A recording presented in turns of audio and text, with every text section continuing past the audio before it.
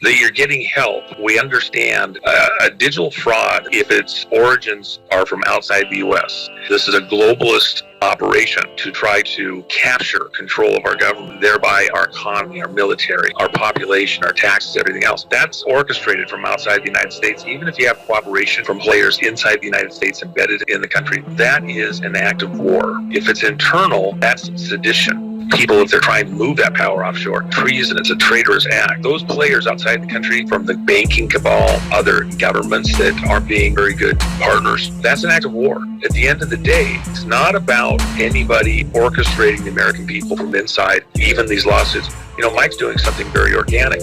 A number of players are doing very organic things that they themselves came up with in mind. They didn't get told. They're acting like patriots. They're trying to fight the fight as best they can, doing what they have, and they're doing it under divine guidance. There is if you wanted to say, where's the guidance coming from? Spirit of God himself. You know, hold on, I got to say this. All right. This is not some internal cabal that's trying to direct this precisely amongst the citizenship. In fact, what actually has to happen is exactly what Americans do in business. America is business. We're doing that business. They're doing it as patriots and Americans. It's literally very organic as Americans come up with the SOS group to stitch together the various Secretary of State candidates with a common theme that they're going for election integrity. The governor's being stitched into that group from several states that are running for governor, and some of the other offices, that they're united on this front of election integrity. That's a very American maverick thing to do. We don't operate the same way the other side does. They leverage and control and twist, bribe to get their way. This is just Americans doing what Americans do. We're going to help them by giving them the right information to work with, accurate, correct information on how these things were done internally.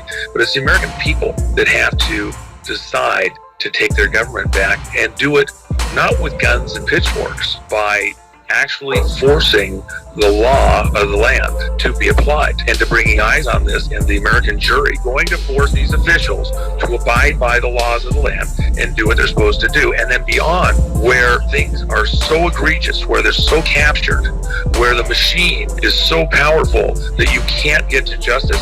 If you can't get to justice in the Justice Department, Congress is so captured.